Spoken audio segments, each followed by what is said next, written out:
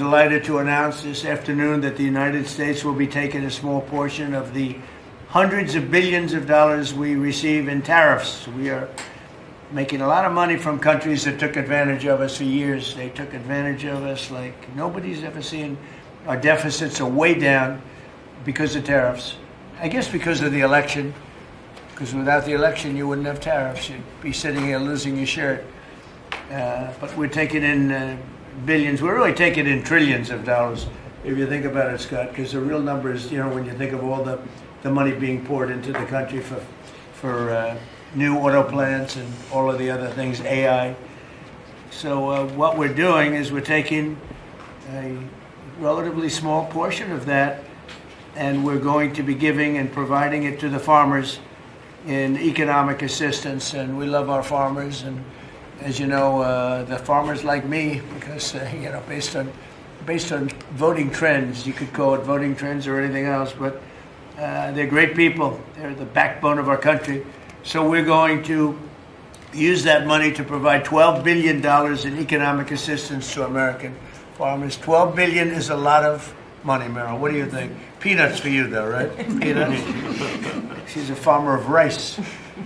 This relief will provide much-needed certainty to farmers as they get this year's harvest to market and look ahead to next year's crops, and it'll help them continue their efforts to lower food prices for American families. All right, y'all just heard it straight from the man himself. It's your boy Oouchie. This is the Oouchie and Friends podcast, saying the things everybody's thinking but scared to say out loud. Before we break this down, do me a quick solid. Like the video, subscribe to the channel, share this with somebody who swears Trump never helped regular people. Now, let's talk about what we just watched. Trump basically said, the U.S. is pulling in hundreds of billions through tariffs. Other countries have been taking advantage of us for years, and he's taken a small portion of that tariff money to give $12 billion in economic assistance to American farmers. People love to act like tariffs were just Trump being emotional. No plan, just chaos. But this is what actual policy looks like. Hit other countries with tariffs because they're running lopsided trade and dumping products here. They retaliate, especially targeting U.S. farmers. Then you turn around and use part of that tariff cash to keep your farmers afloat while you reset the trade game. Do I think Trump is dramatic when he talks? Of course. Trillions of dollars, nobody's ever seen, that's his style. But underneath the show, the U.S. really did collect tens of billions in new tariff revenue during his trade fights. And that $12 billion farm relief wasn't fake. It actually got paid out to help farmers who were being squeezed. So this first clip shows you, he didn't just say America first. He actually tried to buffer the America first strategy with relief for the people most affected, the farmers. Now, you might hear all that and still think, yeah, but tariffs ruin the economy. Tariffs always backfire. He was destroying trade. Cool. That's what a lot of the talking heads say. So let's look at another video. This time not Trump. This is a rice farmer, a businesswoman, talking directly to Trump about what she's seeing on the ground. Let's run that clip, then we'll talk. Go ahead, please. Tell us about rice. Rice. Well, thank you, first of all, for inviting me here. And my friend, the secretary, you have an incredible lady right here. She really is. Along with being a mother of three and a wife, I run my family's agribusiness, Kennedy Rice Mill, in a little town called Oouchie, Louisiana, about 1,000 people in the northern part of the state.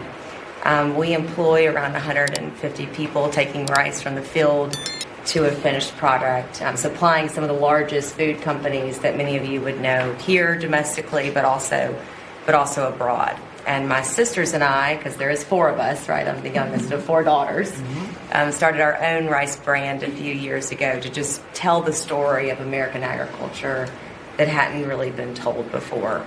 But I wish I was here under better terms. I'll tell you, I think the rice industry thanks you sincerely for what you have done for the California rice market and to Japan. It has been monumental for our industry. But us in the South are really struggling. I mean, this is not just a crisis. I would say it's almost a market dynamics that really are true anti-competitive nature, right? So it follows what you sent out this weekend And we do believe that countries are dumping rice into this country today. We've never seen imports this great. Which countries? India, Thailand, even China into Puerto Rico. Puerto Rico used to be one of the largest markets for U.S. rice. We haven't shipped rice into Puerto Rico in years. So this has been happening for years. This didn't start during your administration, but unfortunately, we're seeing it in a much bigger way now. The tariffs are working, but we need to double down because You want more? I mean, they're cheating, right? They're they're just subsidizing and then India. Tell me about India. Why is India allowed to do that? They have to pay tariffs. Do they have an exemption on rice? No, sir. We're still working on their trade deal. So Yeah, but they should be dumping. I mean, I heard that from others. You can't do that. There's a WTO case against India Give me now. the countries if you could. Go ahead. India. Who else? So India. Mark it down. We're just gonna. yes, sir. India, Thailand, China into Puerto Rico, not into the continental U.S., but into Puerto Rico.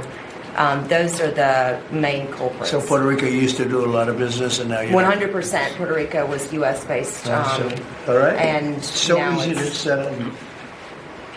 Okay. But there's others too, and I can get you a full list. Get as me a well. full list. Yeah. Of course I can. All right. So. Go ahead. So truly, this is a national security issue. I think you put it just perfectly. And so I want for all of us in the ring to know that rice is more than just a commodity. It's a currency in many of these And countries. you love rice, right? I love rice. Yes, I'm going to get you to love rice too. The next time you're not going to have a button for a Coke, you're going to have a button for a rice. Get a little but The farmers love what they do. yeah, that's true. Well, our farmers can feed this nation and many nations abroad, but we need fair trade, not free trade. And so we appreciate what you've done today. We appreciate what you did in the big, beautiful bill. I mean, my word, you really changed reference prices. And, we're hopeful that we can even move that further. I know that rice prices right now are the lowest they've been in over 40 years. So we're going to struggle. We're going to max out on our payments probably. So that's something that I know those in Congress can potentially help us with to change. But again, we appreciate everything you're doing. That's solved so quickly with tariffs to these countries that are illegally shipping. It's solved. Your problem. All right, so let's unpack what she just said, because this completely blows up the tariffs destroyed everything narrative. She basically tells you she runs a family agribusiness, Kennedy Rice Mill in rural Louisiana. They employ around 150 people. They supply some of the largest food companies in the country and abroad. She thanks Trump for what he did for the California rice market and with Japan, said it's been monumental. Then she says straight up, the tariffs are working, but we need to double down.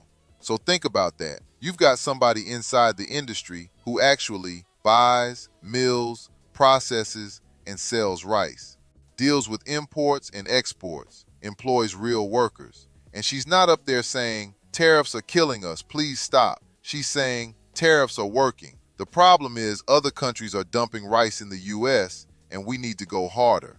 She literally explains, countries like India, Thailand, and China into Puerto Rico are dumping rice here. Puerto Rico used to be a huge market for U.S. rice. Now they haven't shipped rice there in years because imports took it over. There's even a WTO case against India for what they're doing with rice subsidies and dumping. And Trump is sitting right there like, give me the list. India, who else? They can't do that. We'll hit them with tariffs. That solves it. This is exactly how tariffs are supposed to work when you use them strategically. Foreign governments subsidize their producers, so their product is dirt cheap. They flood our market, undercut our farmers. Our people can't compete on price, even if they're more efficient. Tariffs neutralize the cheat code. They raise the price of the dumped imports so American farmers can compete again. That's not sinking the economy. That's trying to protect the foundation of the real economy. Agriculture, jobs, domestic production. Notice something she says. This didn't start during your administration. It's been happening for years. We've never seen imports this rampant. That's key. She's telling you this mess didn't start with Trump. These countries have been gaming trade for a long time. Past presidents basically let it ride under the label of free trade. And she's calling for fair trade, not free for all trade. And then she straight up says, the tariffs are working. We need to double down. If tariffs were this guaranteed disaster they pretend they are, you wouldn't have industry insiders calling for more pressure. You wouldn't have them thanking him for moves that open markets like Japan for rice. You wouldn't see farmers saying, "We can feed this nation and many nations abroad. We just need fair trade." Tariffs didn't sink the economy. They shook the game and forced some of these countries to be called out for dumping and cheating. Did it create tension? Yes. Did it make some industries uncomfortable? Yes. But comfort is exactly what allowed these countries to dump steel, dump rice, dump manufactured goods, and leave American workers holding the bag. People always want to clip Trump, saying wild stuff, and act like there's no policy underneath. But when you put these two videos together, video 1, Trump says, "We're using tariff money to give $12 billion in aid to farmers." Video 2, a rice producer says, "The tariffs are working. We need to double down. We're being undercut by India, Thailand, China. They're dumping." What does that show? Tariffs weren't some cartoon idea. They were part of a strategic attempt to rebalance trade. And farmers, the people actually in the fight, aren't up there screaming, "Stop the tariffs." They're saying, "Go harder, make it fair." If tariffs had truly wrecked the economy the way they claimed, the pre-COVID economy wouldn't have been as strong as it was. You wouldn't have American producers up there saying, "We're struggling because of dumping, not because of tariffs." Tariffs are a tool.